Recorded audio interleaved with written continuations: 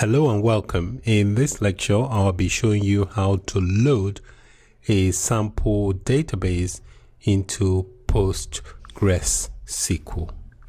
The sample database we are going to use is called the DVD rental database. This is a sample database taken from the Sakila sample database from the MySQL site.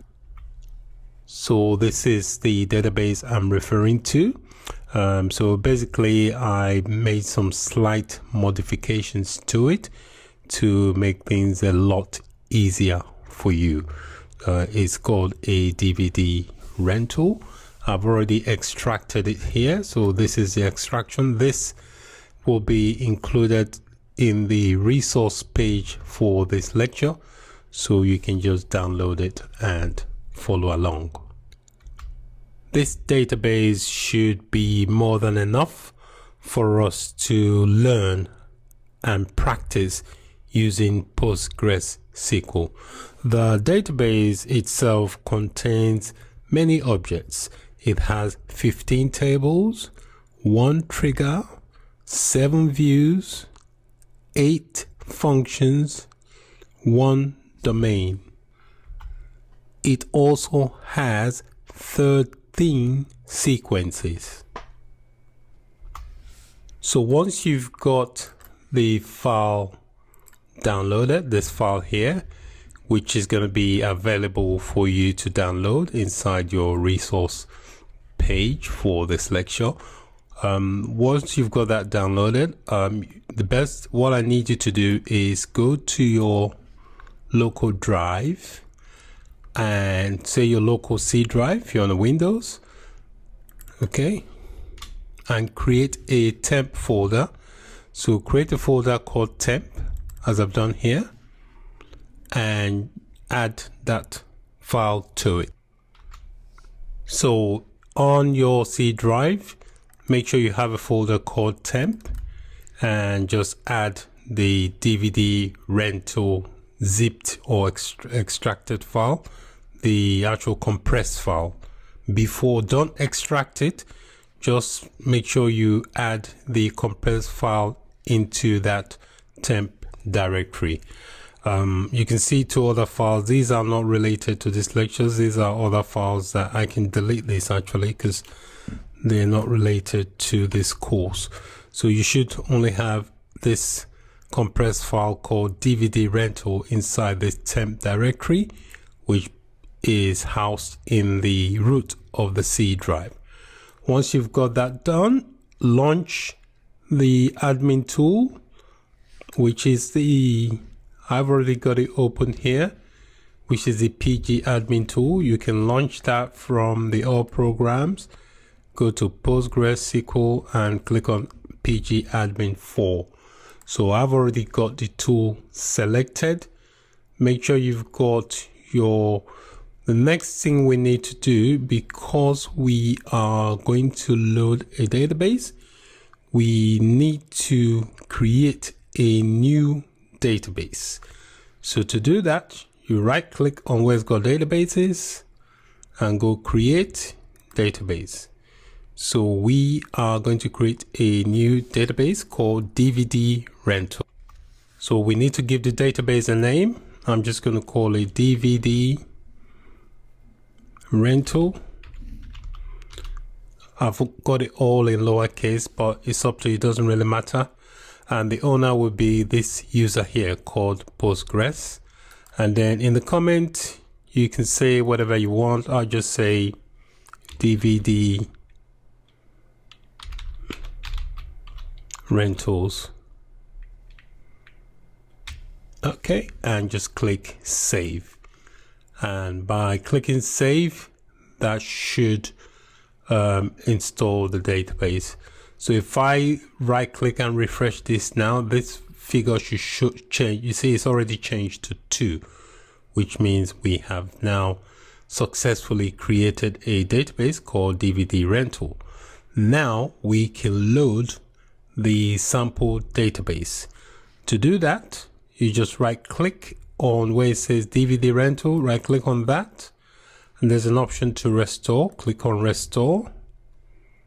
All right, you get this saying please configure the PostgreSQL binary path. All right, so what we need to do is configure the path for that. So click OK and click on your file option, go to preferences and look for path. This is what it's complaining about. Under path, click on binary path, and inside the binary path we need to go to where we installed the software. So we installed in program files, and there should be, click on Postgres and click inside that folder, click on the bin directory and click to get the path. So this is the path is asking for. Copy that and paste it in there and say OK. If it's happy with that, there should be no complaint. So what you need to do now, we can go back and restore the database. So click on DVD rental, click on restore, and that error should no longer occur. Okay, format, select format is going to be custom or tar. Click on that. File name, we need to select where it is, the location. These three dots here gives you, enables you to browse the location of where the files are. Okay, alternatively you can manually insert the location of the file. So we're just going to go to where we've got the file stored. Is in a temp folder, this temp folder here, because sometimes it's slow. Now it's opened up, sometimes that can be slow to open. So we click on that, the C drive, and it's inside the temp folder. It says it can't find any files. Okay, so I'm going to click cancel. Sometimes it can have problem locating the files. So I'm just going to go manually and get the location, which is in the temp folder, DVD rental, and then just cancel out of that. If you click, what you need to do is just do a slash and add DVD rental. That's it. And just get the path from there, copy and paste it in here, and that should be it. You can leave the other option blank. Role name, you don't really need that. Or you can just select Postgres, which is the user that has the privilege to install the software. So click on this restore button here, and if everything goes to plan, it tells you here restore job created, restoring backup on the server, gives you all kinds of information regarding the backup. It tells you successfully completed. So we have successfully restored the database. So we can quickly check the database. This is the database here. If you click on this schema to expand it, the tables will be located inside the schema, and the name of the schema is public. Click to expand that, and then we can see all the objects for the database. So these are the tables. These are the trigger sequences. Let's focus on the tables here. Let's expand that. We should see 15 tables. It tells you there 15 tables. So we've got all our tables loaded. So we are good to go for the rest of the course. We've got our lab sorted, and we can progress with the rest of the course. So if you've successfully loaded the database, well done. If you've got any issues, please do not hesitate to let me know. Many thanks, and bye for now.